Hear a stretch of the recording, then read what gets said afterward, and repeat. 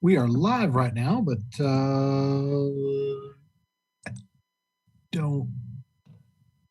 don't see. Oh, there you go, Peyton. All right. I was like, where? Hey, everybody. You want to? How y'all doing? Doing very well. Awesome. Great, thank you.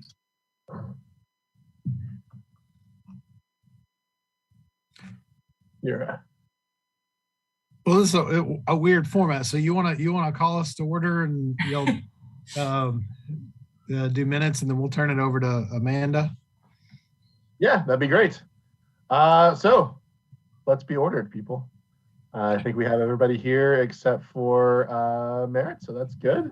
Not that we're voting on anything tonight, but we've got a quorum just in case anything comes up. We have a couple of things on the end of the agenda that we'll look at. Kyle sent out the minutes before this. So I guess if we can get approval of last meeting's minutes just really quickly. I move that we approve the minutes from last meeting. Awesome. And we have a second. All in favor? Aye. Any opposed? Sweet. We approve last month's minutes. Thank you all so much. So we'll hear from Amanda now about some of the proposed updates and changes to, I believe, the ordinance and policy type stuff. Right, Amanda? Yes, thank you so much, Peyton. Good evening, everyone. Thank you so much for inviting me to present this evening. I'm going to go ahead and share my screen. All right, can you all see that? Perfect. Okay, so we wanted to come and give an update on where we are in the Public Art Master Plan. The most important thing that we wanted to talk about with you today, we wanted to kind of go over all of the policies that we sent to you on Friday for review. I hope that you all were able to at least kind of thumb through those and think through maybe some questions that you might have. If you didn't get to read all of those, maybe you have some specific questions about what's included. So we wanted to come to you and share an overview of each of those policies and then open the floor for discussion. And so what I'm actually going to do is review what each policy has within it. And then after I review that specific policy, we're going to take a moment and pause and allow you all to ask questions rather than waiting for all the questions to be at the end. And it may be that some of the answers are that, hey, that is answered in the next policy, or it might be, hey, it's on this page. And so I have the same document that you've received, and we'll be able to kind of point to pages as well. So the policies that we're going to go over today include the collection management policy, which talks about maintenance, donation, how you all commission pieces, and then also how you would deassess the pieces, should that be something that the city ever needed to do. We want to talk about the roles and responsibilities of the Public Art Advisory Committee, which is you all, City Council and Mayor, the Public Art Manager, and city staff. We want to talk about what a program update will be. We want to talk about funding and how you use funding. And then finally, we want to talk about the artist selection process.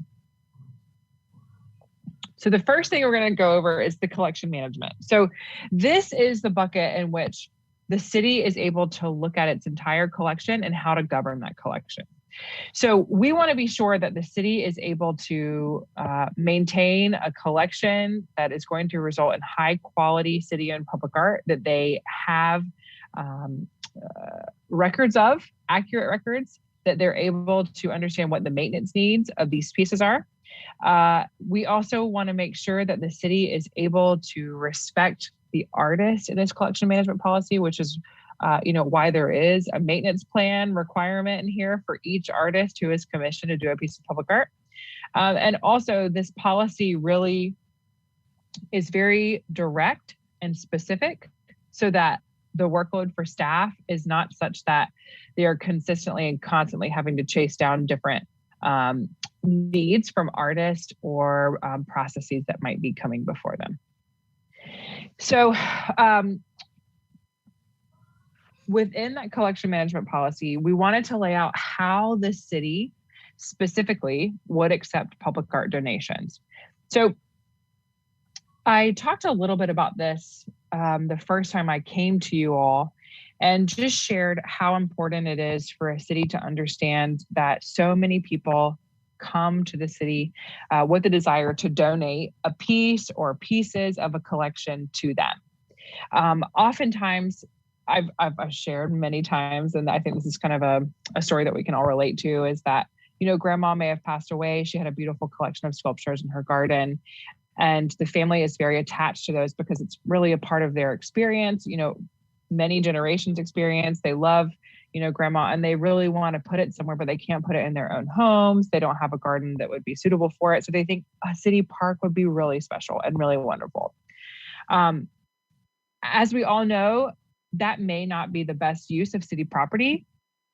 And maybe not all people would enjoy walking through those sculptures that would be donated from someone. But at this time, the city doesn't have that language to be able to say no. And you all as an advisory committee also don't have an ability right now from a legislative perspective to be able to help and support the city in making those decisions. And so the donation requirements really help people who are interested in donating pieces of public art or a series of public art think through, is this a donation that the city would receive? And if it is, how can I get to the point where the city would accept my donation? So when considering that, we're suggesting that the city really consider that the donated pieces of public art would enhance the city's collection. You all have indicated both in our conversations and also through the community survey and some of the conversations that we had with stakeholders that the city of Conway is very interested in having a very high quality public art collection. Does this meet that definition that you all have put forward? Will it be meaningful to the community? Who is going to maintain it? What would the maintenance plan be for something that is donated to the city? Because once it is donated to the city, then it becomes part of the city's collection, and they're responsible for making sure that the upkeep is done, and no longer is that donor responsible. And then we want to be sure that the donors understand that the maintenance is a major piece of why the city is considering this through such a slow process. And because that maintenance is such a big consideration to make, this policy actually suggests that the donor develop a policy for delivering that ongoing maintenance, because we don't want the city to automatically begin to assume a large liability when it comes to maintaining pieces of public art that they didn't commission themselves, that already have set that high quality standard. And then finally, the donation requirements and the donation process will require it to go before this advisory committee. And then in the policy, there's a series of criteria for evaluation. So where is it going to go? How is it relevant to where it's being placed and the community that it's being placed within? Again, that artistic quality conversation is coming up, and that'll be something that both staff as well as this group of people would dialogue about and really discuss and make sure that if there was a piece of public art that you were considering, how does that artistic quality, how is it evaluated, and then determine that you should receive it or you should not. What's the durability of the piece? Is there any kind of public safety issues? And then, finally, what is that sustainability component? Are there any environmental issues that are going to be considered?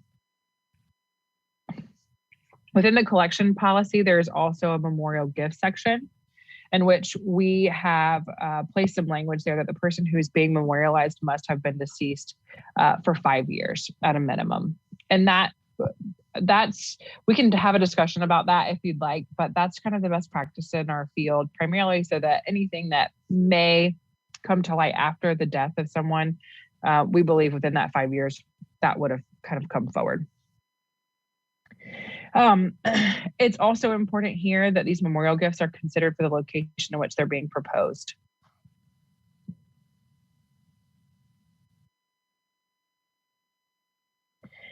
And then the next section within the policy also addresses maintenance. And you probably noticed in the artist selection section, we talked extensively about what the artist will be required to submit to the city with their final drawings that have been stamped by the city for approval, and a maintenance plan is part of that deliverable.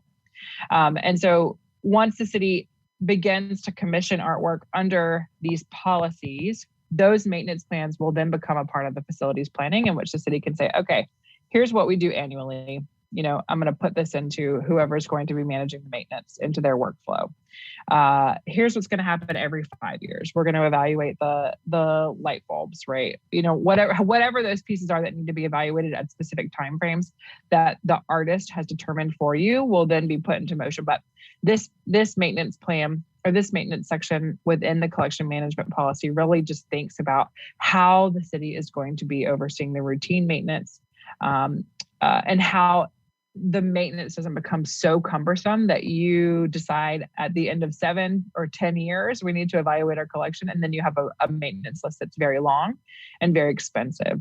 This maintenance plan really talks about having the city address those maintenance issues every other year and really reviewing their collection for maintenance needs every other year. Because we know it's really difficult for staff to get out and see all of the pieces, especially as the collection gets larger and larger on a consistent basis. So making sure that there is time carved out to go see these pieces and evaluate their needs is really important to the success of the program. And then finally, within the collection management policy is the deaccession section. And this really focuses on how, if this is something that the city needed to do, how a piece would be removed from the public realm. There is a process within the document that a deaccession process would have to follow. And that process, if it is not an emergency situation, is something that does take some time, and that is intentional. But if it is a safety issue, obviously there are provisions within the document that allow for the city to remove that for public safety. But if someone doesn't like something, or if they feel like the maintenance is too high or too costly, then the city could initiate this deaccession process in which the city could determine to remove it. And it would have to go before you as an advisory committee as well. Any questions about the collection management policy? Because I think that this next section is really going to be where our discussion focuses today. My only hesitation was, if I understood you correctly, you were recommending an evaluation of the public art every other year. I feel like that just leaves a lot of open space for things to be wrong that could be fixed. And if they're not looked at at least every year, then maybe they get to a point where they can't be fixed because we've waited so long to look at it. So Sure. that seems like a long time for me. I understand we want to manage the staffs. I understand the staff is limited and I get all that. It sounds a little bit long for me. I agree. It is a long time, especially if you have a harsher winter than normal, or even a harsher summer. So yes, I agree with you there. This only becomes something that's really cumbersome when there is a large collection at play. So when you have 3, 4, or 5 pieces, I don't think it's going to be difficult to know the maintenance needs because you're going to be seeing those pieces, every week when you're doing anything that's routine. This is only something that becomes difficult and challenging to handle when it comes to a very large database. And when you're addressing the maintenance needs of, 60, 70, 80 pieces, which is why that 2-year period is there. We could say annual. And then as the collection grows, we could just change that if the city felt necessary. Does that feel good to you, James? Yeah. I mean, I think at current, in some form or fashion, we get information about them more frequently. So, sorry. In the back of my mind, I'm thinking about some conversations that I've had with physical plants. So that I apologize for getting tickled, because there's one that I've had them repair that, but was in a bad shape. But no, yeah, annually, definitely. I think that makes a lot of sense. So, okay. Well, I wonder if in the recommendations for policy, if we could put a best practices note that, every 2 years is fine for a very tiny collection like ours. I also wondered that as the collection grows, if it doesn't need to have a standalone position recommended for, public art manager is listed in there. Because right now, public art manager becomes an add-on to what James is already doing and is part of what he's, more clarified role of what he's doing through shepherding the public art committee, right? As written in these. Eventually, does that become too much? Speaking of staff time and speaking of availability, does that become needing to be its own position within city structure? And can we include that in here that says, hey, ideally through the groundwork we're laying here and through the 5-year plan and everything else, we hope to be one of those places that has a catalog of 50 or 60 works. You know what I mean? We want to continue to grow and continue to have that scope. I just trying to future-proof this as much as possible. Because again, as we've seen, if it's not kind of noted or in a thing like this or our recommendation document, it's easy to forget about, especially if we're talking about something so far in the future. So just try and get the most bang for our buck and the most best practices in black and white that we can. Absolutely. Yeah, I'm sorry. Can I go? Oh, you go. Yeah. Go. Okay. Yeah, I've got something. If you can go to the previous screen, Amanda, and thinking Sure. the same way that Peyton's talking as well about the future, about having it the longest. The next to the last one, artwork has become Okay. associated with racism, sexism, homophobia, xenophobia, or other offensive themes aimed at minorities or underrepresented people. I can think of lots of offensive themes that aren't aimed at anyone in those groups, but that would be profoundly offensive to people in the Conway community.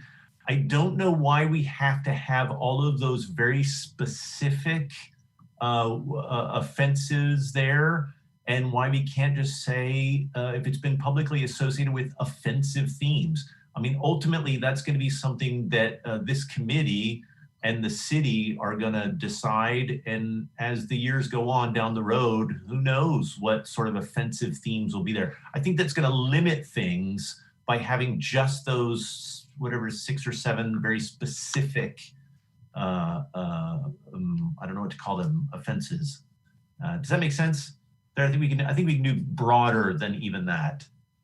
So you're saying that maybe we just say the artwork has become offensive to the general public. Yeah, I mean, it could be for any number of different reasons. So, I like the way you have it worded, has become publicly associated with. yeah. You say to the general public like that, is there a quorum that has to decide? Like, but I see what you're saying. So maybe the artwork has become publicly associated with offensive themes. I mean, it wouldn't matter. I think it wouldn't matter what the work was if a group of 50 citizens said, wow, this is unbelievably offensive. At the very least, the committee would want to sort of review that and think about it, just for example. Let me just pose a response to that is totally crazy. That is a real example.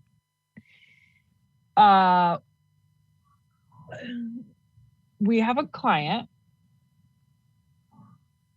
who is working with an artist, a very nationally known artist who the public, there was an announcement that this piece of public art was coming at this location. This group of people decided that this sculpture was going to disrupt the bird pattern, the bird's flight pattern. They have rallied hundreds of people behind this thought. There are letters to the editor. There are all of these things that are kind of happening from this group that's been mobilized.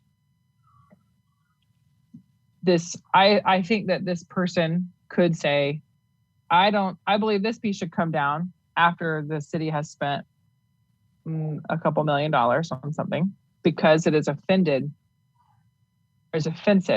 to our natural environment. It's going to disrupt these flight patterns.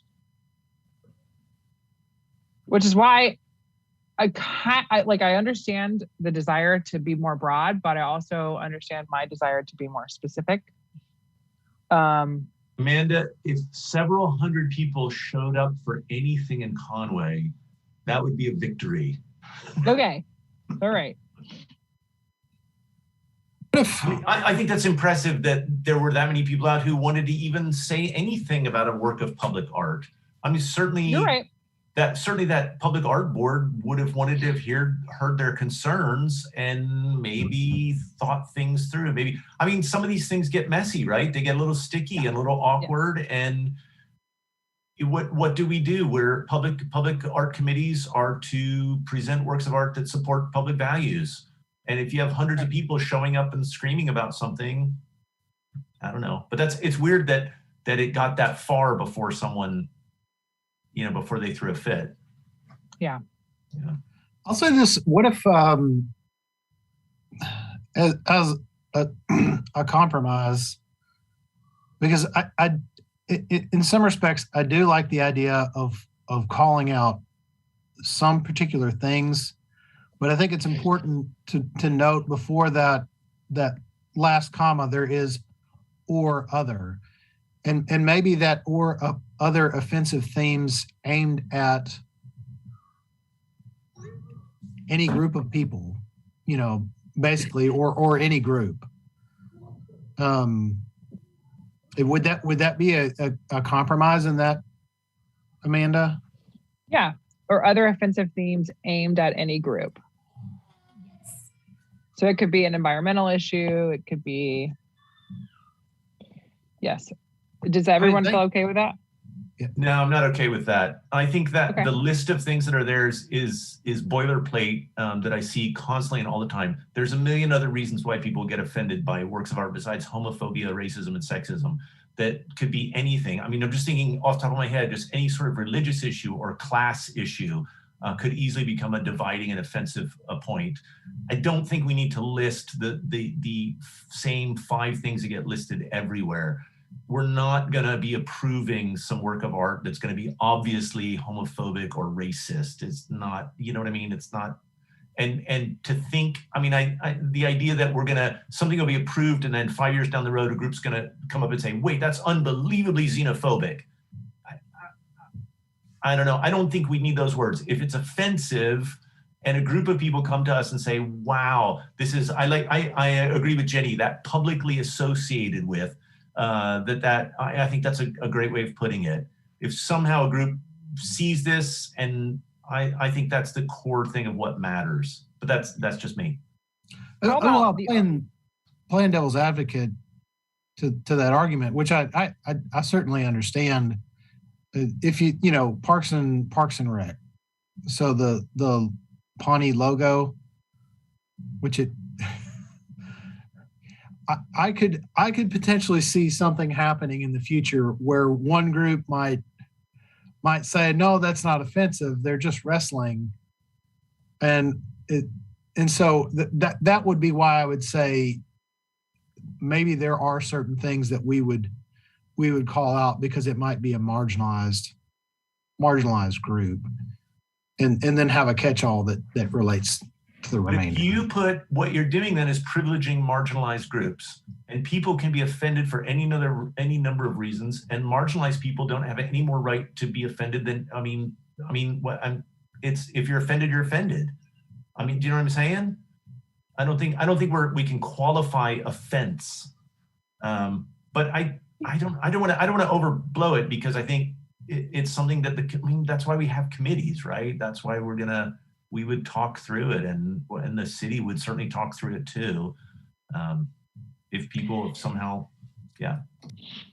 I think that this specific number is really just in response to kind of what happened in 2020 after the George Floyd movement, and really understanding how cities can begin to determine what is artwork, what is not, and then what their process is for removing that. Hey Amanda, could you push more buttons right now? What happened in 2020? That's right, which is exactly why there were lots of people who were offended by things that happened in 2020 that didn't have to do with racism, but had to do with burning down cities and billions of dollars in damages to those cities. I mean, it cuts both ways, right? Right. So I hear you, I know what you're saying, but I think we can make it broad and we can protect everybody. We can try. I'm not sure what else we can do. Can we maybe as a compromise keep the first part of this sentence, but then where it says or other offensive themes, and just period. So we keep the racism, stuff, homophobia, blah blah blah, all that stuff, or other offensive themes. Yes, other offensive themes. Aimed at people, aimed at groups, aimed at or just period. Or just period, yes. So we specifically, because I think, the discussion now is getting into something a little beyond, I think, just the policy and procedures for a public art board, right? It cuts a little bit into, personal methodology and everything else. Rod, I think you pointed it out, it has become boilerplate for kind of a reason. Those are kind of the big things that typically we see in there. But to your point, if we can keep some of that in there, because I do think for some of those groups, it would be good to see this in there, that we are, we're on the lookout for that and other offensive themes as they develop. I know there's not going to be one perfect solution that everybody's going to feel happy with to keep that medium gap. But we could spend philosophical arguments all night in multiple directions kind of about that specific wording.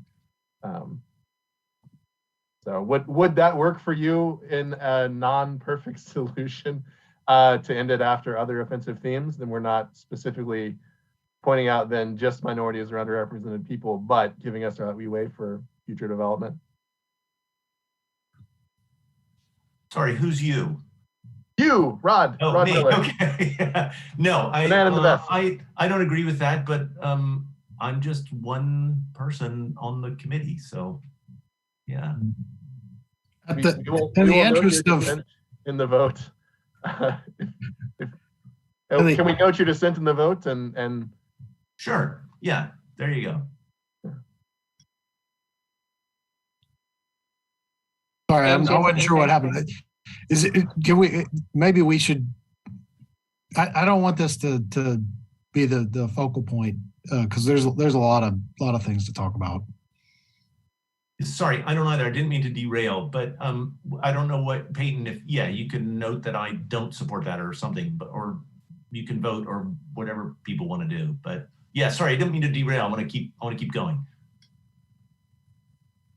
Awesome. All very important parts of the conversation that every single city and every single consultant and every single anyone anywhere is dealing with at the moment if you are participating in life. Okay, so I don't know what happened. Okay, we're just gonna scroll. As a filler for a second, Peyton, your point about staff, certainly if somebody wanted to recommend in the plan that there be a full-time position for a public art and quality of life specialist that, for the city, that certainly would be met with appreciation. Well, yeah, With that's open just, as we're talking about, it is a sliding scale, right? Like as we get more and more artwork, the burden on whoever is manager of art, or whatever the phrase was in there, public art manager, right? Like right now that works for you because we have 6 pieces of art. And if we follow the de-accession plan, we might have 5 pieces of art. But as we grow, that's additional duties on top of being head of city planning. You know what I mean? It's not like your day job doesn't also have tons of responsibilities and stuff. At a certain point, it's going to outpace the place where you can wear that many hats. And we'll need to look at saying, hey, at a certain point, we recommend doing a review every year and having a standalone person who's here for, that recommendation point. Yeah, I got a big head, but I don't have that big of a head. Can't wear that. So if it comes in our recommendation here from our wonderful outside consultants whom we've paid lots of money to tell us the best practices, then that carries a little more oomph down the line. You know what I'm saying? Mm-hmm. So just wanting that, to capture Jenny's point about at a certain point we should be checking them on a yearly basis. We should have a standalone person. If we can include some of that, like a projected growth plan somewhere in the policy recommendations is all. Awesome. Okay. And this kind of spills right into those roles and responsibilities of all the different people and groups that are going to be touching the program.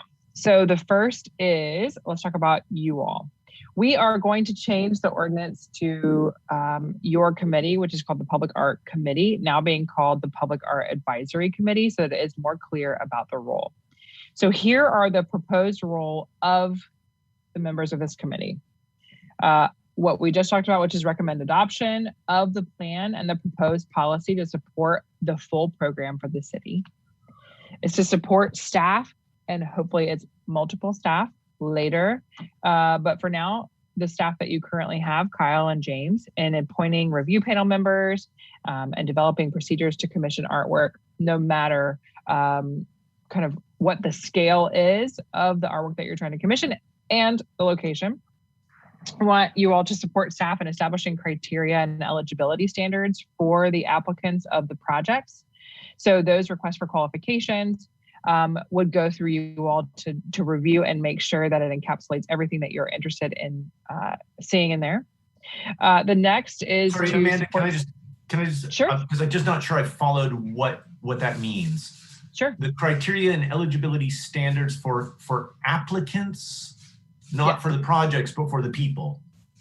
Is that for the applicants to the project? So for artists that would be applying for commissions. okay? Thank you. Yes. Yep.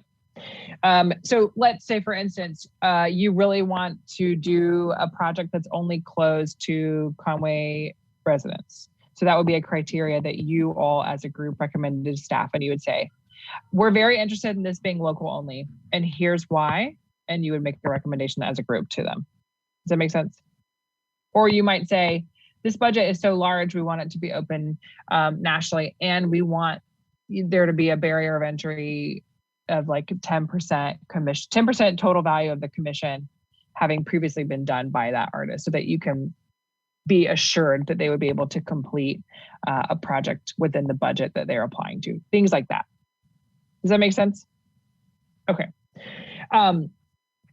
The next is to support staff in evaluating proposed donations, which is what we talked about earlier. So how you would be evaluating those, hearing the recommendation of staff, and then you all would have a dialogue with staff and make a final recommendation back to staff. And then you would support staff in evaluating the removal of artwork from public display, which is what we were just discussing. And then, of course, we wanted to put this broad statement in here that you would be acting in an advisory capacity to the City of Conway staff in any matter pertaining to public art. We feel like this list is inclusive of everything that you would be doing, but if it's not, we want that last thing to be kind of what covers what you're doing. Any questions on this section in particular before we move to the next portion? Yes, just a quick question. I think I'm understand what this is about, because this is how committees work at my own. Wow, Jenny looks different. This is how it works at my college. But there's so much support here. I'm not sure what we're an advisory committee. Like, does the committee initiate anything? Does that make sense? Or does the staff bring everything to the committee and then we just review that? I'm not quite sure how I understand how that works.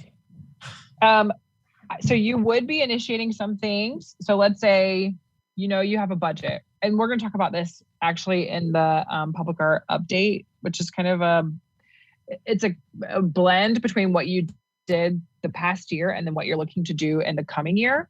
And that's where you're going to understand what your budget is as a group and for public art generally. And that would be where you said, we're really interested in seeing a piece of public art in this new park at this location. And then James and his staff will be like, well, that's great, because that's also a place that we find to be a priority location for staff as well.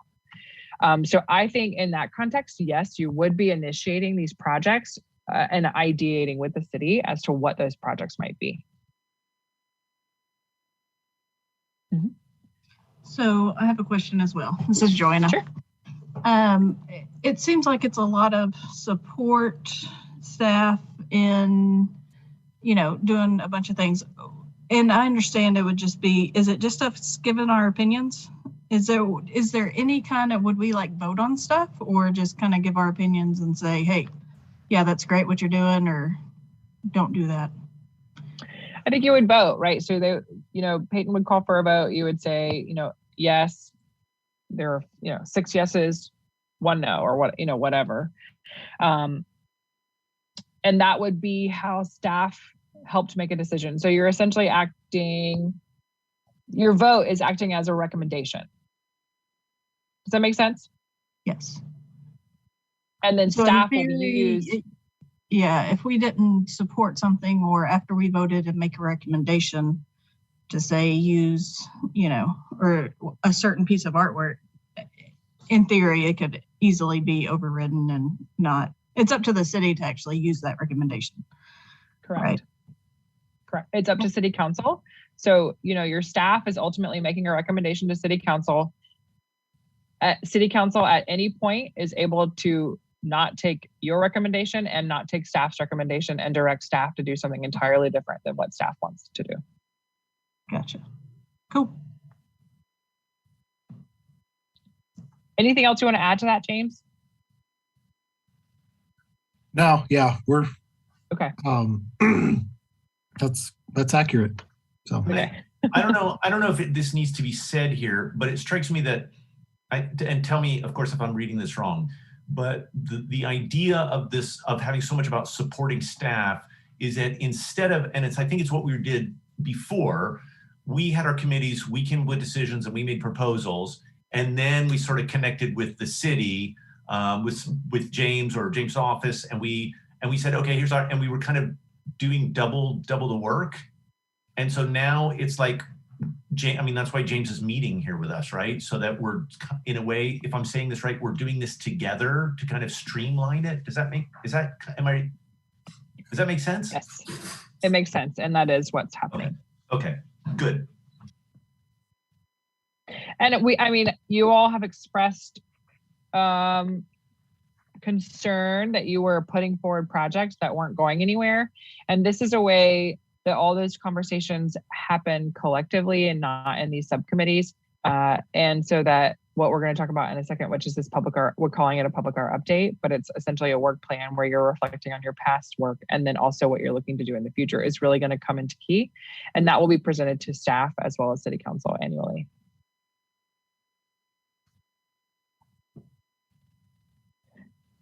Anything else here? We're still recommending that there be 7 members total, 4 members with expertise in the field. And we have also kind of broadened that language to include art historian, gallery director, art professor, or instructor, or other art professional. So it's very broad. And then 3 members of the community at large.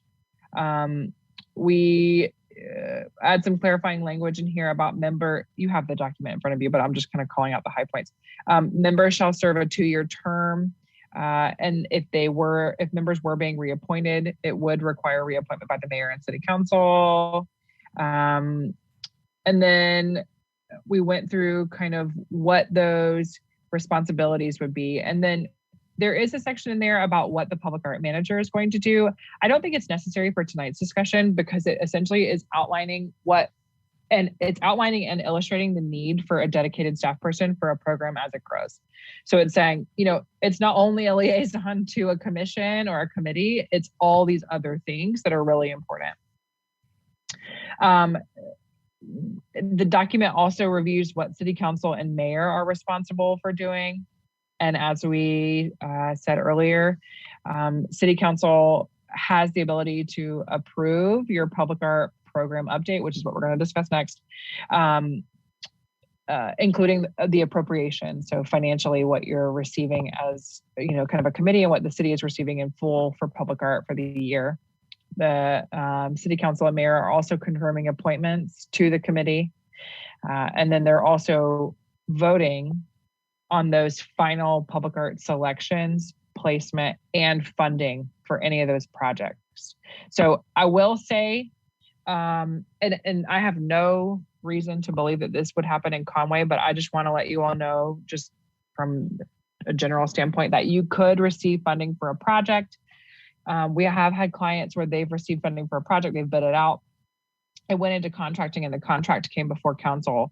And some of the council members didn't like the proposed work and then the contract wasn't approved.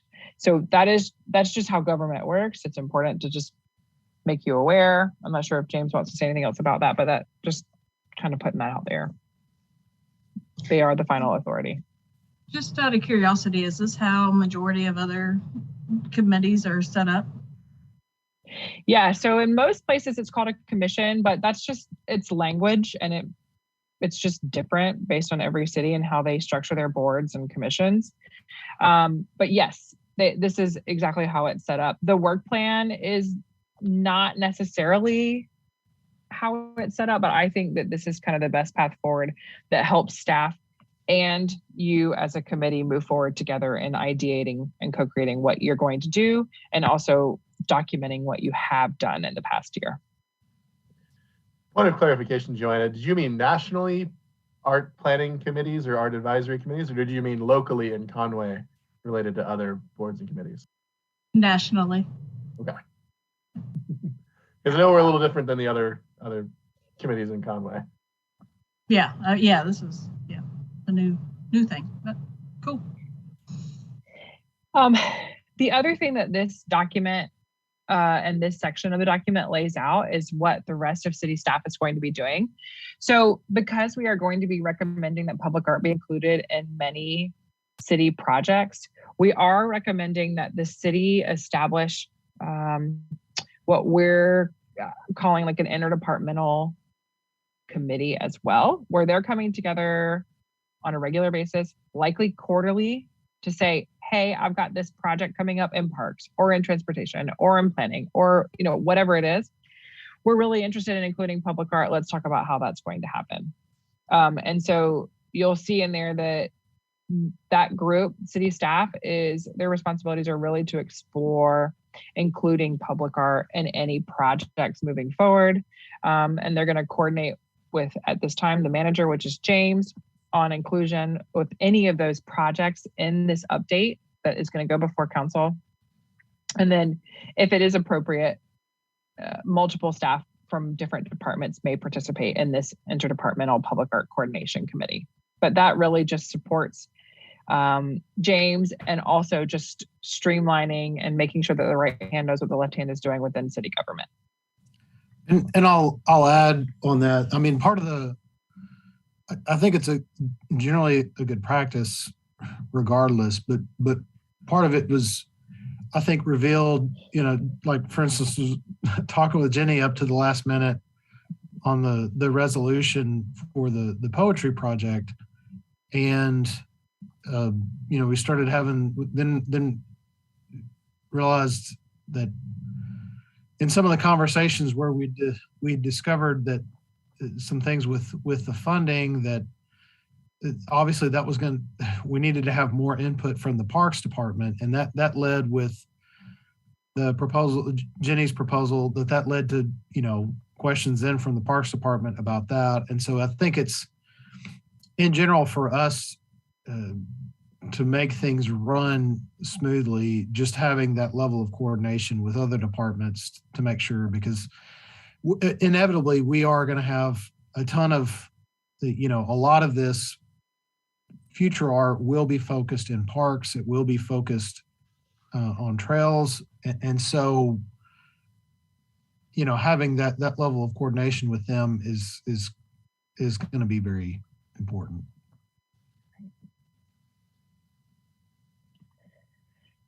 And so annually, you and staff will be preparing what we're calling the Public Art Program Update. And it's an annual document, like I said earlier, that outlines which projects will be initiated in the coming year and which projects were in process during that current year. So it's possible, right, that some projects would span those years, and it's important to make sure that council knows what projects are spanning. And in our opinion, this program update is really crucial to the success of the program. It creates a roadmap for the year and allows staff to understand what they are to do, on a monthly basis. It helps you understand as an advisory committee what you are to expect and which projects you're going to be participating in and what you can get excited about. It helps community members know what's going on, because theoretically this will be presented to council at the beginning of the fiscal year. And it also can help elected officials get really excited about what's coming, right? So for now, they're like, okay, I'm hearing these projects come, on a case-by-case basis, but this program update will really allow them to say, oh my gosh, look at all of this that's coming up this year. I'm really excited. And also look at what the advisory committee has done this past year. They've really done a lot. I haven't heard much from them, but I'm really excited. And we hope that this is what helps these folks say, we got $20,000 extra here. Let's give it to the public art folks. They're doing really great work. So it just keeps you guys on front of mind. It keeps the program on the front of mind. It's just a really great way to kind of get that out there into the community. So the manager will develop that update. It's a government document, right? That's really important to make sure that it helps city staff with their workflow. And then they'll work with that Interdepartmental Public Art Coordination Committee to know which projects other staff are expecting public art to be included within. And then you all, as the advisory committee, will be making sure that, yes, all these things are awesome. We love them. We can't wait to be a part of them. And then after it comes to you, that's when it will go to mayor and council for inclusion in the annual budget for review and approval. Any questions on this here? Two things. Sure. So one is, this doesn't include any sort of growth of budget, right? This puts us on a year to year, or is part of that budget saying we want to, I guess what I'm saying is there's no room in here for building up a budget to a large scale program, or is that part of the budgeting process saying we'd like to set aside? So for instance, under the current ordinance, legally questionable apparently though it may be, that $30,000 got set aside year to year and builds up, right? It's part of the reason we've been able to do a lot of projects, or try to do a lot of projects over the last couple of years.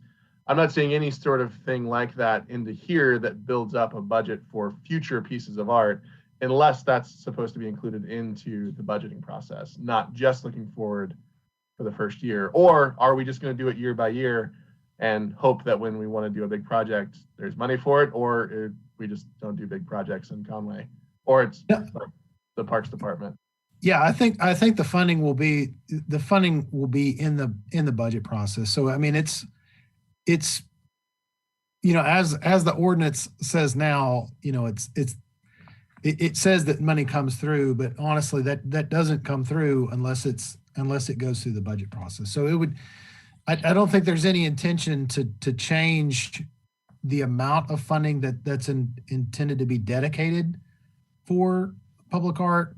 I think it's just making sure that we do right, it. But in the current ordinance, it says like, hey, at the start of budgeting, we're supposed to, if possible, set aside $30,000 for public art, and then that just kind of accrues year to year, right?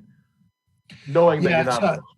Yeah, so I don't think that's necessarily really going to be different, because it would be in a what is it, not a revolving fund, fund balance. So it would go into a fund balance. Part of this, that first line where it talks work with city departments to determine the availability of funds for the upcoming year. Part of that means like there's a project going in at Pompey Park. What can we convince or staff work to say, okay, let's identify, can we have $100,000 out of that project be devoted in part to art? Or we see that we've got this roadway project. Is there additional funding that we can find that goes to that's above and beyond what that allocation of $30,000 plus the voluntary tax that comes through, in terms of that. So there's not any intention to decrease the amount of funding. It's just making sure that we're doing it in a way that legally reflects the way that it's supposed to be done. And so. Sure. Okay. I guess, back to, so we'll just try to build that into the budgeting process. I guess what I'm saying is at this, it's just kind of I guess I'm not seeing where that build will happen if we're calling our shots a year ahead of time and saying, this is what we'll do for this year. And then we'll assess, here's 2022. And then when we get to 2023, we'll look at what we're going to do for 2023. Well, Peyton, I think, so let's say this interdepartmental coordination committee with all the other city staff, they got together and they were like, okay, we have $100,000 in this park and we have $50,000 for this park, and you have your $30,000 allocation. You would be able to then plan as an advisory committee and say, with the $100,000, we want to do these 3 projects. With the additional $50,000, we want to do 1 project, or we want to hold it. But then at that point, you would have to understand how the bonding worked. Right. I assume your attorney would tell you how the bonding worked and if you could carry it forward or not. Because there's all these different rules about how the money is received. Yeah, I guess what I'm saying is I'm not seeing that $30,000 allocation in. Yeah, if I understand what you're saying, Peyton, right now we have an ordinance that clearly states that the goal is for the city to give us $30,000 every year in addition to the other funds from the voluntary tax. So that's very clear and written down for us to understand. Obviously, we were informed, the city at any point cannot give us that money, but there's that written understanding that we will, unless something is crazy, we will have that amount at least to work with. Is that what you're saying? Like, you just want that clear language? Okay. I agree with what you're saying. Yeah, because I agree with James. I mean, I see that process. Like, there's no reason we couldn't have been doing that all along, too, working with other departments and saying, like, hey, in this wonderful world where there's a $50,000 road project and somehow they'll find extra funds for us, I would love to be on those sorts of terms with the other city departments. But Amanda, you even said yourself in there, that's on top of your $30,000 allocation, but that $30,000 allocation. Yeah, what Jenny said. So I'm just saying, is that still part of it, or no, or we'll negotiate that budget year by budget year? It would be, I think that would be a part of this update annually. Because essentially we would be timing the update with the budget cycle. Right. And so, basically go to the mayor's office and finance and say, okay, are we going to have, what is the amount of money that we're going to have? It's going to be 30,000 again this year. And go to the Parks Department and say, okay, we've got, this project plan for, the upcoming year. How much of it that we can devote in that individual project. And so it would be basically, this would be almost a tying program and budget process each year, because it's being done annually. Yeah, Right. which I think So is great. Yeah, I think Peyton, again, I don't want to put words in your mouth, but this feels like we've been guaranteed 30,000 a year and now we're not guaranteed anything is what it feels like. Are we changing the ordinance? Yes. It will be changed. Yeah. Can I just say also, just from an internal standpoint of doing it this way, and this is Felicia, by the way. So every year you guys would have a budget ordinance like every other department does. And that will attach your funding to that ordinance, to where every year, instead of this ordinance is from 2015, and there's not another ordinance that moved any of the funding. We do it internally. So instead of doing it that way, we put it in an ordinance, and that way council knows that instead of us internally moving it, we use the ordinance every year to move your funding. The funding will remain the same, but it just needs to be approved by the current city council every year. Yeah. So what are we changing the ordinance to? That'll be the next discussion after this. Okay. For So in later. theory, yeah, that's a discussion. The how that ordinance is worded. Is that directly tied to this update document? So just for clarification, this document that you're reviewing today does not remove any kind of funding out of this program. This document is providing further clarification and a foundation on which to build a strong public art program. Yeah. This is not seeking to remove anything that currently exists. This is seeking to build a program, because right now you have no policy that governs your program. The only thing that you have from a legislative standpoint is the ordinance, which has some holes that need to be filled, which is our role. And these policies support the ordinance. The ordinance is what enables the creation and the establishment of the program, which will point to these policies. So this, I don't know how we got kind of pulled off of this. We're removing the $30,000 from policy. Mm-hmm. This policy is governing how you spend that money. Right. So that the money that's being allocated is a separate, it'll be part of the ordinance. Discussion. Yeah, it's different. This is policy that's supporting how the program is run. And this is what provides staff and the city and an artist a very clear process to follow. So there are no surprises. Yeah. This is going to become the policy that the program is run through. This is what this document is. Cool.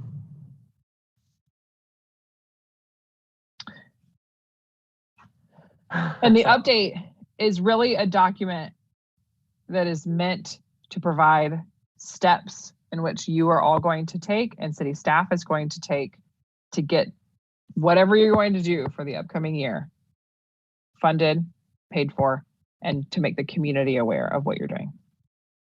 I guess that was my follow-up question. I can see your dread when my mic comes off mute. I'm sorry. So for in this instance of the policy, then instead of finding and developing projects throughout the year, we'll develop our slate yes. for the year ahead of time and call those. Yeah. Yeah. Like your first meeting of it actually would likely be November of the year before. You would begin thinking about what these projects look like.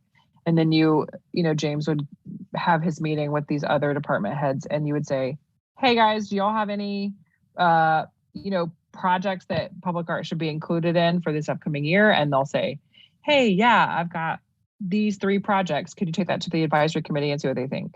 And then James will bring those. And that's what you'll include in the document. And that'll be something that probably takes at least 2 meetings, if not 3. And it'll take a lot of work on James's side too, to kind of make sure that that document is very clear and concise about what to expect in the coming year. I think another thing we can with the annual maintenance. So let's say we do the maintenance update in the a couple months up before that. So we'll get we can have time to get some idea. Okay, we're going to need to budget for 5 new horns for Blue Cycle this year, or we anticipate that we'll be getting an insurance claim at that point. So I mean, it probably we possibly could be looking at the maintenance section in June or July, and our budget process will start.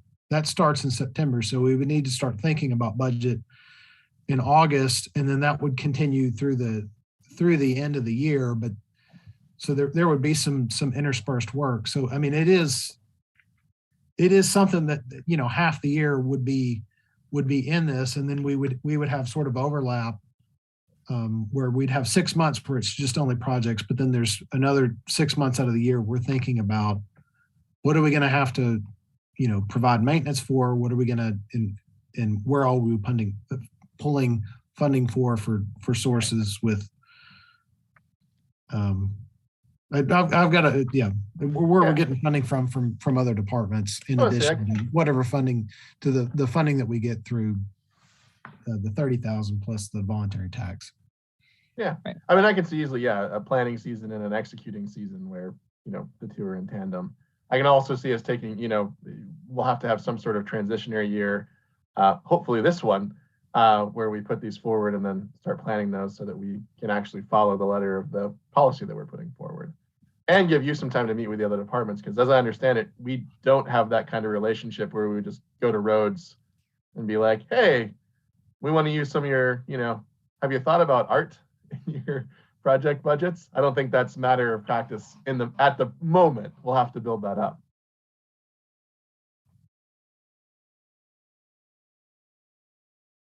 Yeah, I mean, sorry, I didn't know if I did. Yeah, exactly.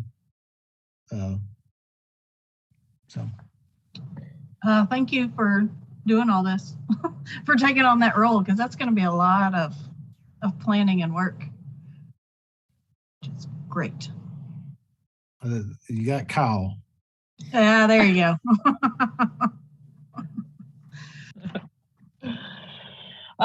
Okay, all right. So moving on to how you can use that money, right? So right now we want to make sure that there are kind of clear ways that are defined within this policy as to what you can spend the money on and what you cannot.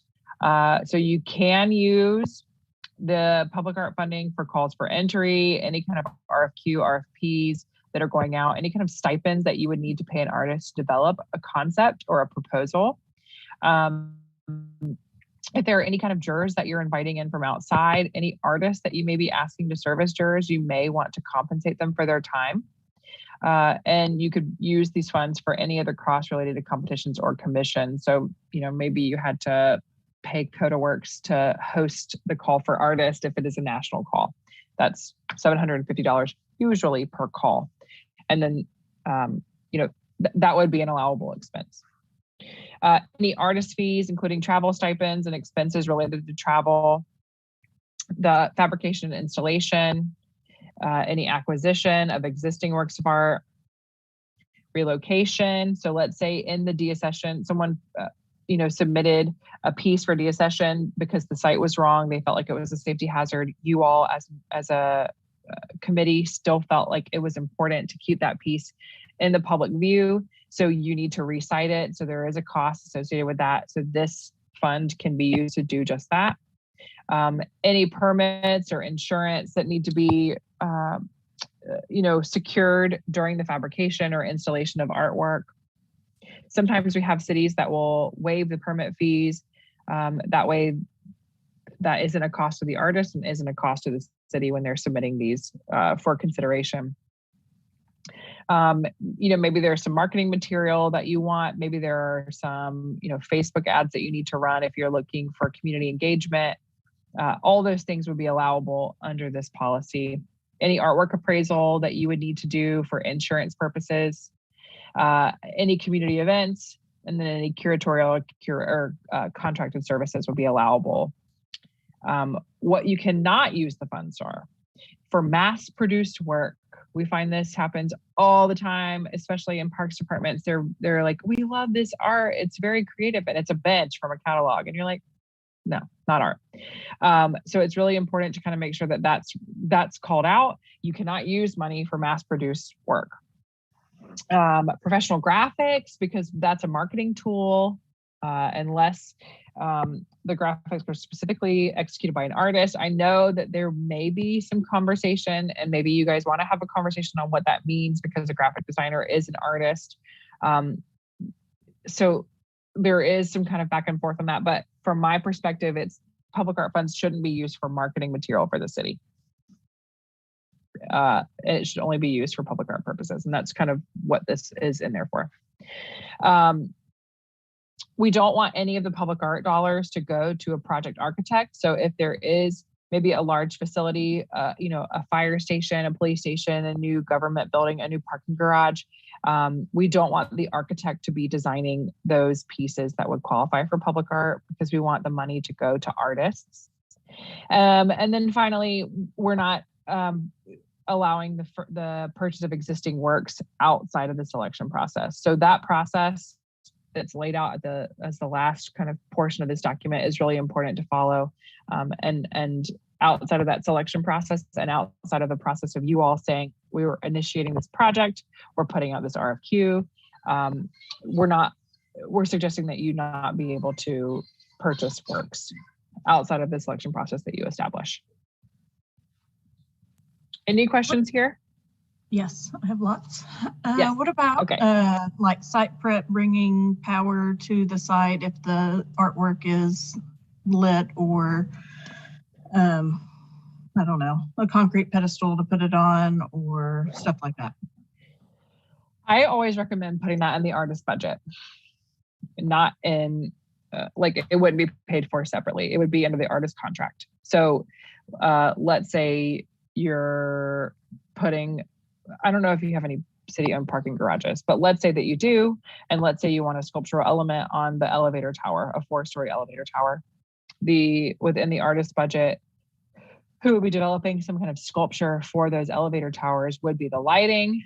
It would be making sure that the electric could be pulled to where they wanted the lighting for, all the engineering that would be required to place something on the exterior of a garage around an elevator tower. All of that would be wrapped up in that artist contract, because the liability then falls with the artist. So the artist would have to hire a contractor or somebody licensed to that work, because an artist in theory couldn't pull power, right? Right. I mean, they could, but yes, you're right. They would hire a contractor.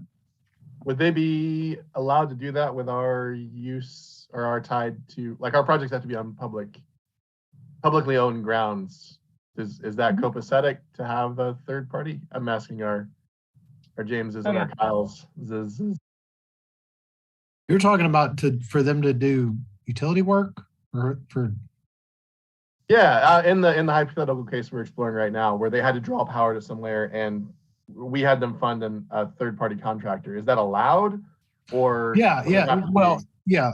So what Joanne is hinting at is that we had a project, and I don't think it wasn't caught by anybody, and so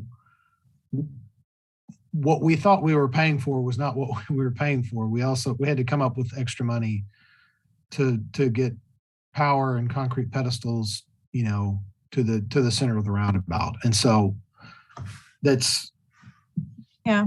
Essentially, what we're saying is that, you know, when we acquire an artwork and we require art or you know, commission art, we're paying for the fabrication and the installation, and that would be all inclusive, so that it's turnkey.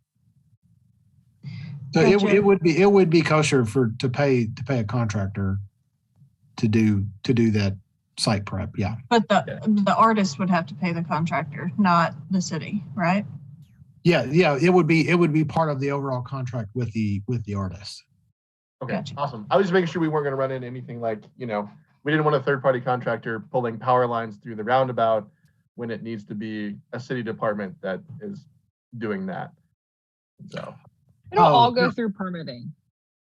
Yeah. perfect.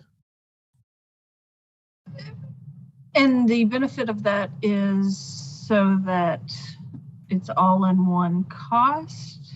Because what if there's like an out-of-state artist that has no idea local contractors, or even if some of the city could, you know, do some of the work themselves. So I we're get the trying to benefit. remove a lot of the work burden off of city staff. So when Yeah. you say, you know, I want to put something in a roundabout, I've said this before, I think it's important to understand what kind of budget you're talking about, a realistic budget. Yeah. $50K is not a realistic budget for a sculpture in a roundabout that can do what it needs to do, which is, you know, have the power that needs to be run to it, for site work, for landscaping around the piece. All those things need to be considered and would be part of the artist concept. The reason that we want to place all of the burden of that on the artist is, one, so they can be in control of it, so there's not another person who they're having to deal with and work with, but two, so that your city staff isn't inundated with trying to coordinate the concrete contractor with the OOPS people who are coming out to measure the utilities and tell you where they're going to be, and the engineer who has designed the footers for the sculpture. Are they 5 feet deep? Are they 3 feet deep? Right? Those kinds of things. It just removes that middle person. And if they are from out of state, we often find that the city staff person can recommend a few companies, or the artist just does their own kind of reconnaissance and finds out who they want to work with, Yeah, and who will give them the best price. I definitely see the benefits. My only worry is putting that type of work on an artist that might not be not qualified, but might not be used to doing and planning for that kind of work. And it might just be, that might be a normal thing for, you know, in all other cities, to make sure that is in the RFQ and all that good stuff. But yes. Well, I guess too, that's part of having that proper budgeting and recognizing all that goes in there. Suddenly that dollar amount becomes to a level where hopefully we would be courting artists who would be familiar, would be able to step up to that level of work too. Yeah. Right. Cool. I get it. Makes sense. It's complex, right? It's not as easy as most people think. I think there's all these kind of what ifs, and they're all really important to explore, because it becomes complex very quickly. Okay, another scenario. Sorry, my bad. If, say, the artwork, I guess it would be then on, so like if we put a piece of art in, and then we see, okay, we need to do the site around it 5 years later. That would just be paid by the city, right? What do you mean? Like landscaping? So, yeah, landscaping, or like a walkway to it, or a sign that says, you know, something. Paid for by the city. I would recommend that not be paid using public art funds, because that's site work that wasn't included in the original budget. Gotcha. All right, cool. All I got. Kyle will get the Peyton street department to unmuted. pay for that. That's right. That's where all the money is anyway. All right, any other questions on use of funds?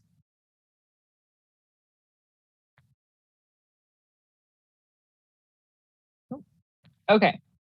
So now the last section of this document is really about artist selection, and it's long, and I'm not sure if you all have had a chance to review it, but I'm going to kind of go over what is in there. And then if you have questions, I think these are all kind of methods that you're used to probably in your work. But if you have a specific question about any of these, you can let me know.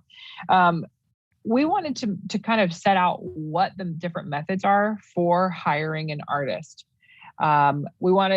Obviously, we think the highest and best use is for you all to do an open call in which you're requesting qualifications from artists. We've talked about this a little bit before, but we prefer and recommend that you are requesting qualifications only rather than a full concept from an artist, because there's so much more time that goes into developing a concept for a specific site. So during these open calls, we're mostly interested in understanding, an artist's bio, a list of past work, some references, and I usually request up to 10 images of their past work so you can kind of see all the different types of work that they do. From there, if you are interested in seeing multiple concepts from multiple artists, we're recommending that you are paying and compensating artists for their time. And just as a best practice, this is not in the policy, and that's on purpose, but this will be in the actual plan document itself. We usually recommend thinking when it's a larger budget, we're usually thinking about 2% of the larger budget to pay for the concept, because Peyton, I think that you mentioned we hope to be attracting these artists who are used to working in this large budget field.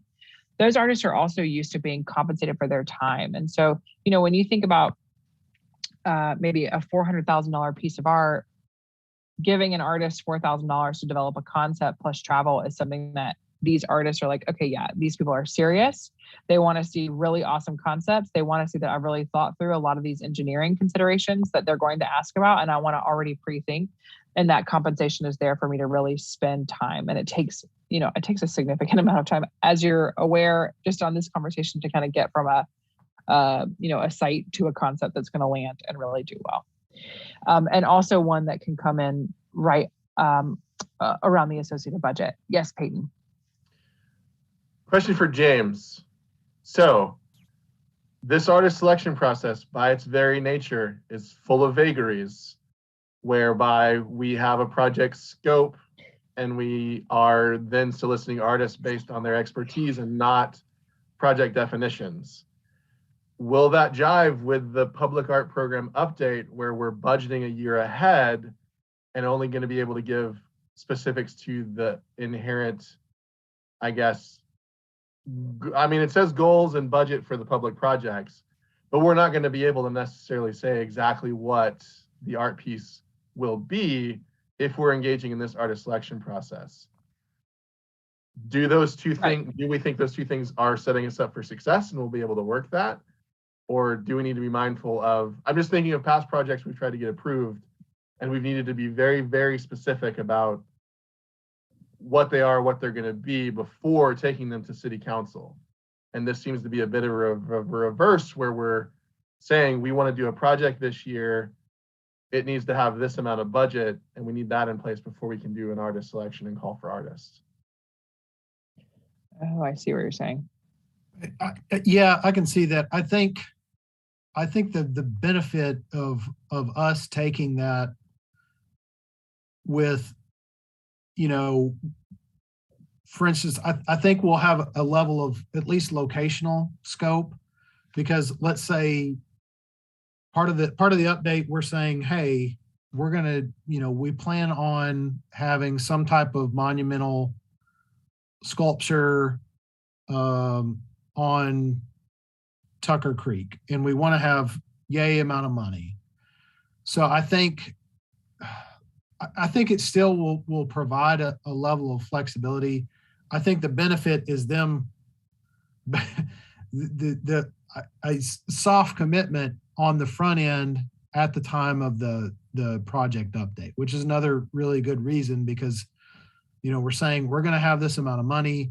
We're intending to do this project, this project, this project, and this project.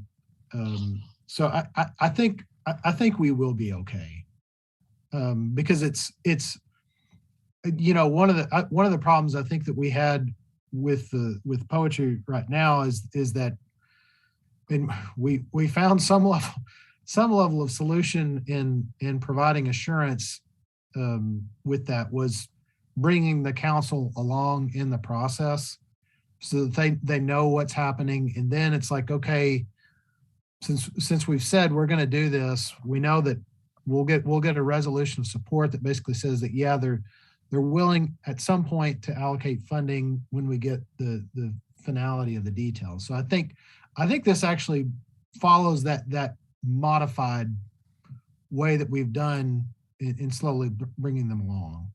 Okay, I just, the phrase that you said, we will allocate funding upon finality of the details, is just a little scary when we're going to be putting out, especially thinking of getting our calls to the proper level. Like Amanda said, even with our $30,000 yearly allocation, that's not really going to get us some things that are, we're not putting Conway on the map with $30,000 a year. Absolutely. So that's just, it's going to be an increase of budgetary funds that we're asking them for, and or A, more funds, B, a little less visibility into that finality of the specifics until much longer into the process. I just don't, if you think we can sell them on that and we can get them comfortable with that and using some of these projects that we have now and giving them some insight to that, and the whole rework of our policies will help us there, awesome. I'm just operating from an abundance of caution given how we've operated in the past and how we understand our working relationship with what the council likes to approve versus what they're cautious about. If I understand you, I feel like you're kind of concerned similarly to what my concern was with the poetry project, was if we put a call out and people give time and energy and bring their work to us, and then we don't get the funding allocated, we've gone through this whole process, wasted people's time, and we no longer have a place to put their art. So we go through this call for artists and then the city doesn't approve it, then really good artists have wasted their time and energy and now don't want to have anything to do with us because we don't have, but is that what you're saying, kind of? Yeah, because under the policy process here, we would do our public art program update. We would say, hey, we want to have budgetary funds for a $60,000 project that's sculptural in nature that maybe goes into our new park place. It's going to be a partnership with parks. They've decided to allocate a certain amount of money to this. We know it. We want it to be along these themes. This is our goal, to celebrate historic Conwegians and give them, prominence in our history. We're going to have to do an artist selection process where we're collecting their bona fides, and then we'll let them design the project. I'm worried that we won't get approval for that ahead of time to say, yes, we will allocate $60,000 to this process. And then, yeah, we end up doing I guess. So do we think we will get approvals like that on the front end? Yeah, because essentially what we're doing is a two-step process, because we're taking to them saying, hey, this is the docket of the things that we're wanting to do. We want to allocate, X for this, and then an X for this, and X for this. And so they're, in essence, through that budget process, they're blessing it. And then the selection process will be the execution of it. And then we take the contract back where we've said, whatever. It's kind of similar with what we would do for, selecting for the public art master plan. We said we want $25,000, or not, wasn't 25, but we want X number for a public art master plan. Then we go through the process of the selection, and then we accept. So in essence, yeah, I mean, it is in large part, making sure that we have a good update on the front end where we, clearly define those things that we're going to work on. Because I think that's key, and it's key in terms of communicating it to the council, in communicating, saying yes to this at this time means this, that we're in essence saying that we want to endorse moving forward with these projects. So the creation though of the master plan will help us going forward is how I see it. I mean, that would, be our guide to say, okay, here's the projects we want to do. And so they'll have an idea of going forward from that. And then they'll use the policies to engage and to do those things. That's how I see it. Is that? Yeah, because I mean, part of this is a project list. So we come up and we bring that and we say, because it's always is beneficial when you can say, we've been talking about this was identified in this, and then you bring in a budget that says, we're doing this, and then you bring in a final thing that says, this is that project that I've been talking to you, 2 or 3 times about. That's always been very successful. If you feel comfortable with that and championing that for us as art manager, as outlined in the policy document here, then if I seem overly cautious and a little bit scared of not providing them enough details, it's because you've told us in the past to be a little scared of not providing them enough details. You know what I mean? So I'm just operating from a place of our past challenges and just making sure that. Well, I think, I think again, it's the final item that we are bringing to them has the details outlined. It is a final contract that says, we're going to have X contractor, we're going to do this, because in essence they've already agreed to the idea of a project at that point. It's then we're bringing a contract to hire Peyton's pals to do the monument to Kristen buried him at in this roundabout. And so we know that you're going to use FunChem contractors to do the electric, and Nabhal's is going to do all the concrete work, and so we'll have all the details lined out at that point. So there will be the details will be finalized with that contract. Yeah, absolutely. Just making sure they're cool on saying yes, 60,000, and then fill us in as you get more deets. I love that's process sounds great. I would love for it to roll out that way. It sounds like also we might be able to get some higher dollar amounts to put out some more quality RFQs. Love that entire process. Just want to make sure that we're checking that against the reality in which we have lived, and it sounds like we're good. So sorry to take us far afield. That was kind of a major thing with our public art program update, and then this methodology of artist selection. So I'm complete. Thank you for indulging that. Okay. I don't know what keeps happening here.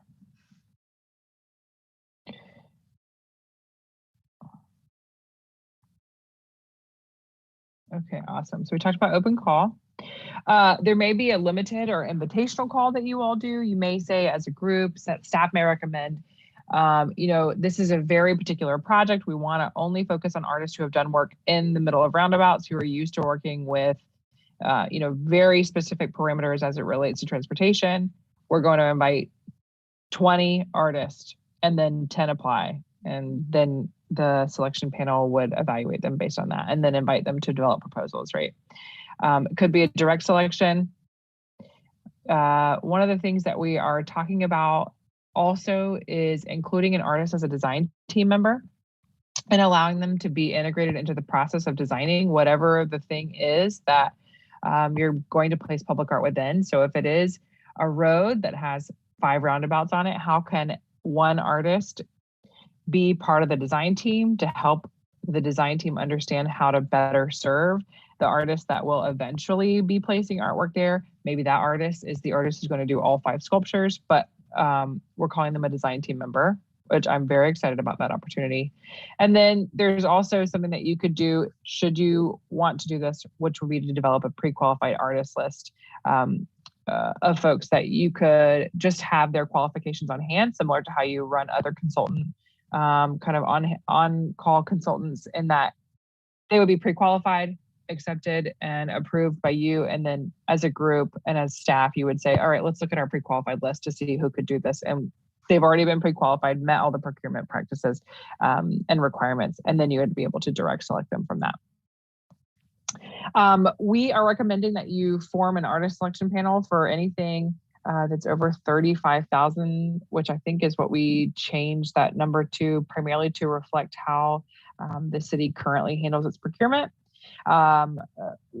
We are recommending that on the selection panel, we want the panel to be no smaller than 5 folks, but no more than 9, just because it becomes quite cumbersome when there are so many opinions that you're having to weigh, and kind of trying to find consensus with more people is it's difficult. But on every selection panel, we want at least one member of the Public Art Advisory Committee, an artist or an arts administrator, a design professional. The city of Conway may appoint a project architect or a landscape architect, or someone from the city to sit on the panel. And then if there is a project steering committee, that person could also be appointed. And then of course we're saying, no fewer than 5, no more than 9. So obviously some of those may double up, and it may make up, maybe a little bit more one-sided toward artist, or it may have 2 of the members from the committee on there. But at a minimum, here's kind of what that looks like. Any other comments here? I have a question. Sure. For, say, in order to, public-private partnership. So if, someone is donating money, and I don't know how that works and all that good stuff, but if someone is saying, I'm going to pay for 75% of this art piece, can they select the artist? Is that, so I think in the direct selection, it says, we can use direct selection whenever it's an urgent timeline, low budget, or where precise project requirements exist. Is that precise project requirements? Would that be a large donor that would like to have a say in it?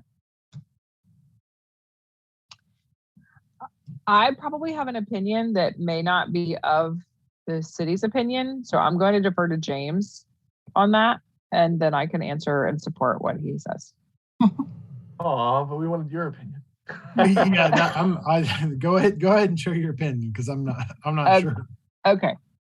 I'm of the opinion that if someone is donating money for public art to the city, then the city is going to use their processes to select the public art, and the artist is going to create them. I think that person could sit on the committee and be one of 5 to 9 voices, but they should not be able to donate and then select the artist.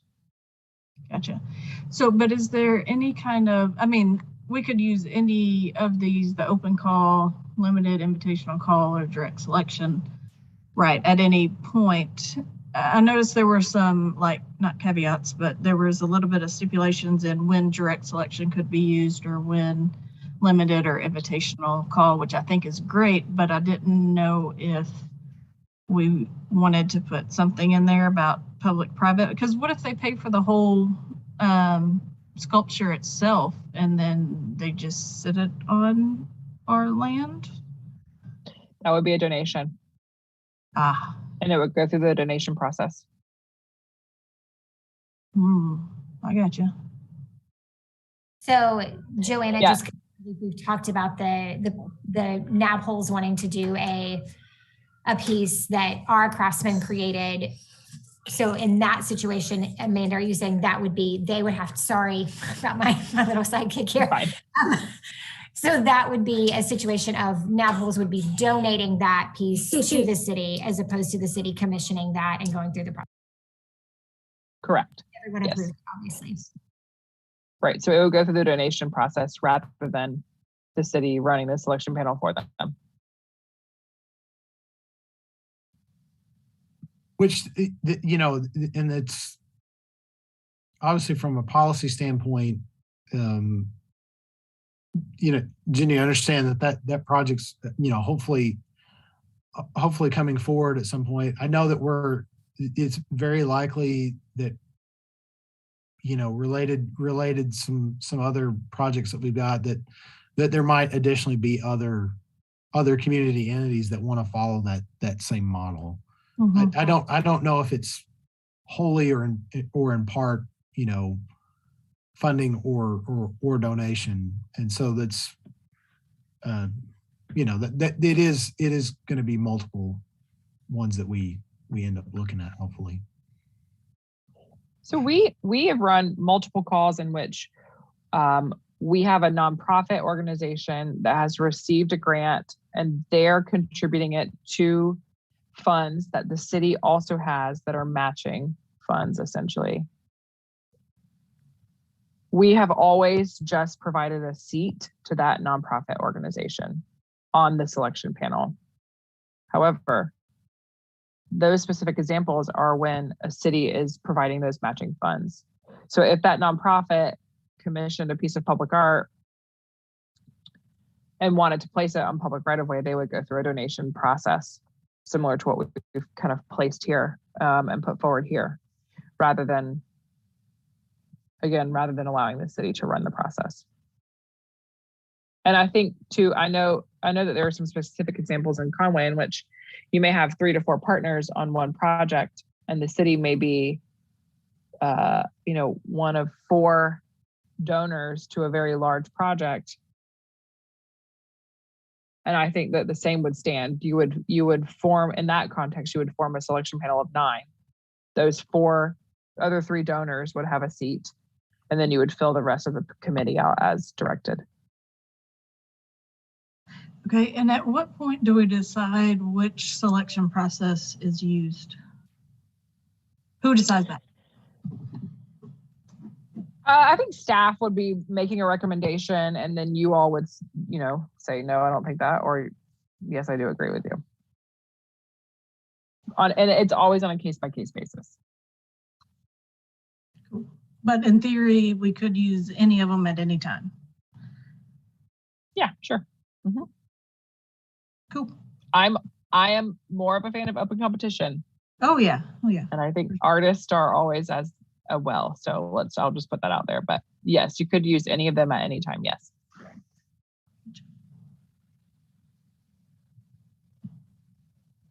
Awesome. Okay. Any other questions on the artist selection method?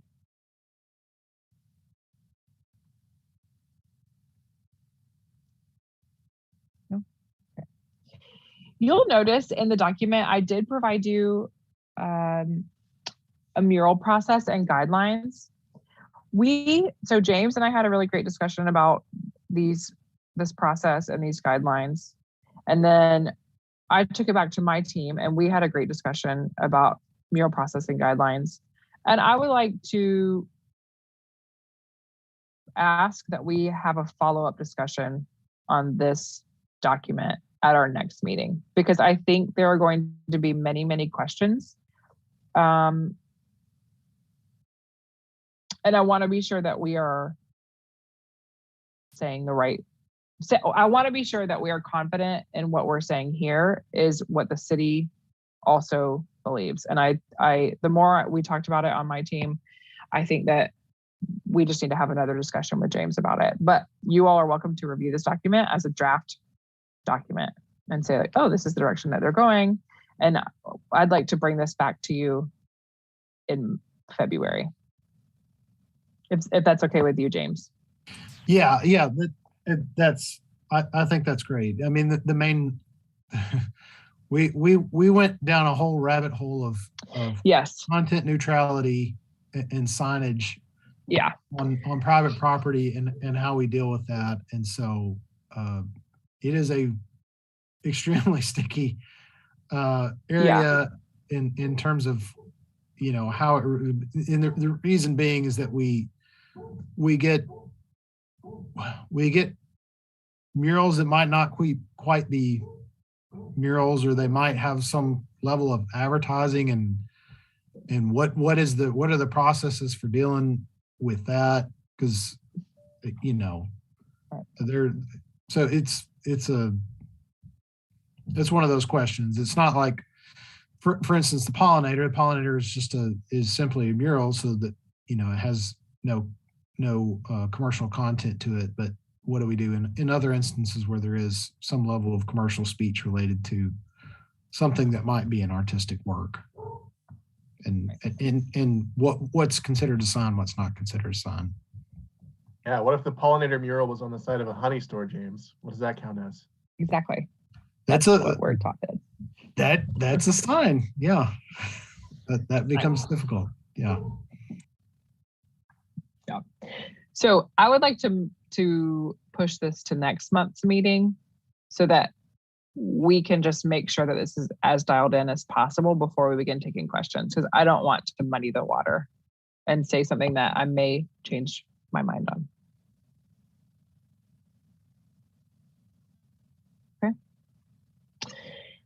Okay, awesome. So the next thing I just wanted to make you all aware of is that we yesterday put out the first kind of announcement about our community-wide workshops that we're going to be hosting Monday, February 7th and Wednesday, February 9th. They are identical workshops, and we are billing them as, just because they're happening before Valentine's Day, kind of fun, Valentine's Day focus, and really about, talking about the things that you love about Conway and how we can begin to extract those values from the community and then turn those around and share them with artists to really begin to think about how public art can reflect those values. And we thought that framing it from a kind of a love note to Conway way would be really interesting and fun, especially because Valentine's Day is the week after this meeting. So the city posted it on their Facebook page. We would love for you all to share on your social media accounts and send out to your networks and really just, get as many people as possible to want to participate in this conversation. We're going to discuss how public art can be integrated into parks, how public art can be integrated onto trails, in community facilities, in private development, on corridors. And we're going to talk about examples from all over the country about how that's being done and really get people excited. And then we're going to be talking about what specific and special things should be celebrated within Conway. And we're going to be doing that through a live polling software, Menti, where people are actually going to be texting in some of their ideas, and they'll be displayed, on screen. If we have 100 people, folks won't be able to talk. If we have 10 people, I'll allow people to talk. So we'll just kind of see how that plays when we get closer to time. But we really would love for you to share these events and invite your friends. It's gonna be really fun, and they're fun and family friendly. That's something that we wanted to make sure folks knew. Kids can participate. I will email y'all some nice puns. Yes. Someone it didn't make it on the city's. There was not the agreement there, but I will send y'all some puns so that y'all can include them, because they're pretty good ones. So. Oh, did they not like some of them, James? There was not concurrence. So. Oh man, they're funny. You guys are funny. Really good puns. Then I totally want you all to share them because they're funny.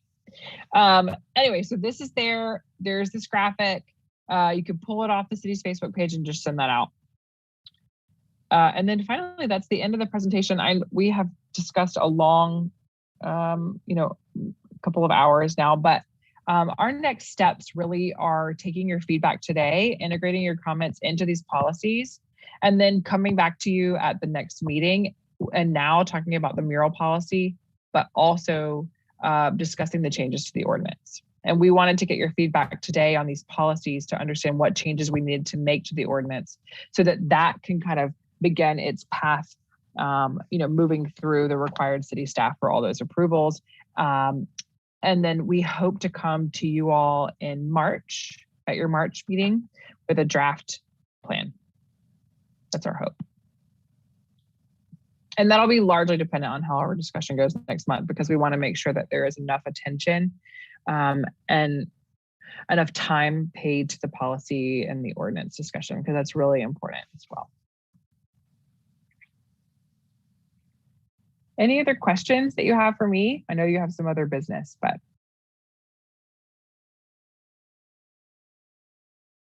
Nope. No, I mean, I really appreciate you coming again and appreciate all your work on this, and thank you for helping us shepherd through this. You're welcome.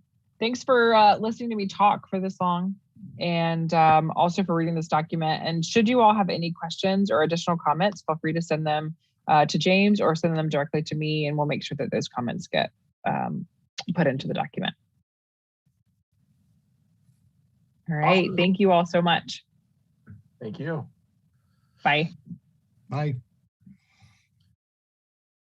So the other 2 points on the agenda, I don't have it in front of me, James, so correct me if I'm incorrect, but asking about the 2 projects that we have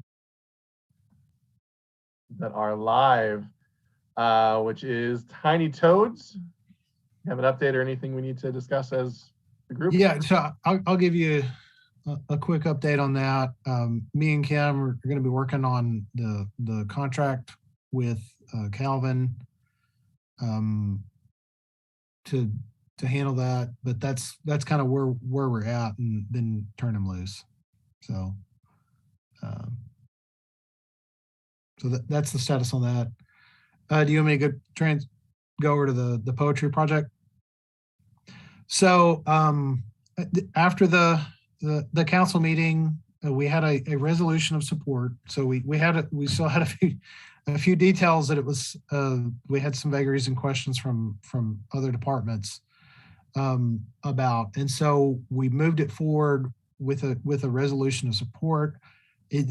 Council appeared very I think excited about the project. Did you feel that way too, Jenny? That they seem pretty positive? And so I think how we approach this, it may be now that we when we take it back, because I feel relatively pretty strongly assured that whatever we bring, we'll probably have approval for.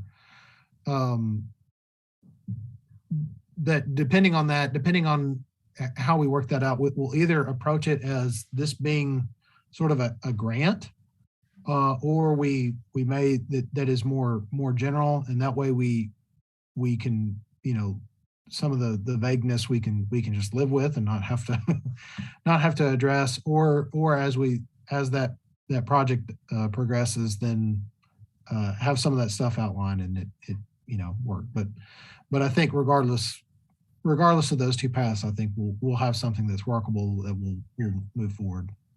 Okay, so am I good to, I've been kind of holding off on website and marketing materials and things like that. Are we good to start pushing ahead with that?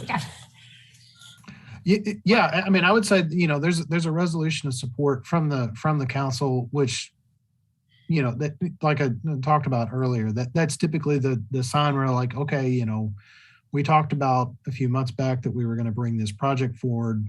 And so that when I generally get very good indications, they were particularly excited about the idea of crosswalk poetry, that I think, is sorry. I got little ones too. That was something, providing culture for kids, I think was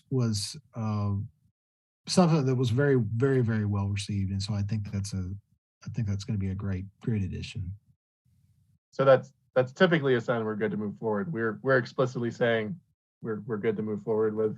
Yeah, I probably if you want to, maybe we can schedule a meeting or a call, and maybe early next week, something, and we can hash some things and discuss that a little further in detail. But I need to schedule a meeting with you about my house too, so we'll just pile it into one. All right, sounds good. Historic district. Yeah. Cool. Awesome. Any other questions about either Tiny Toads or the Conway Poetry Project?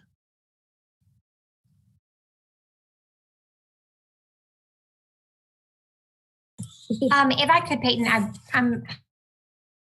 Oh, you on your backswing, you remuted yourself.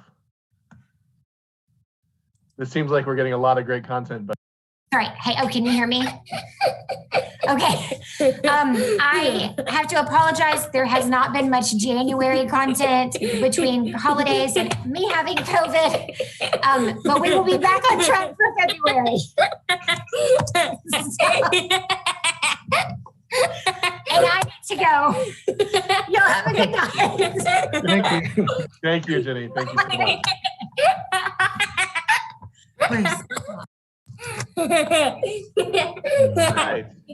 Right. I think we're all kind of in that mental space right now. So you want to touch really quickly on the financial review, James? Because I'm anticipating it is no change.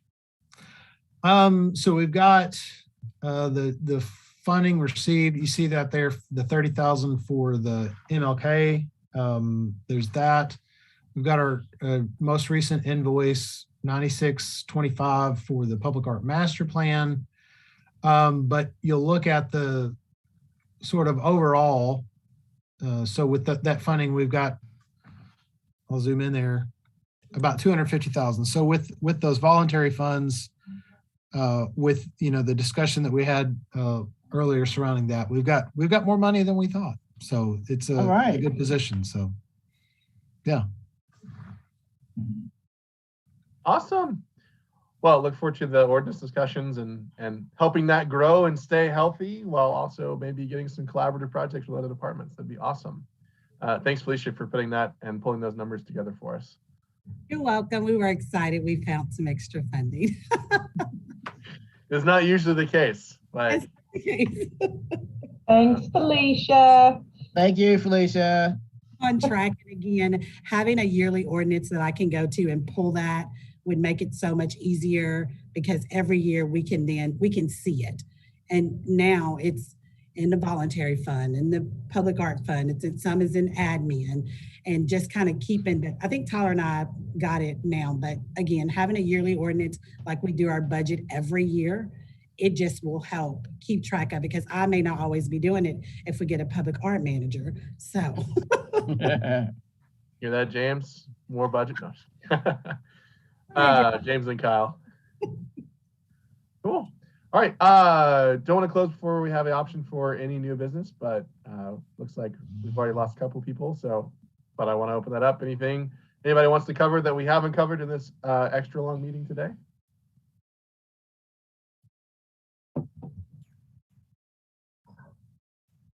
Awesome. Well, thank you all so much for your time. As you heard from Amanda, going through this process, this will be a lot of what we do.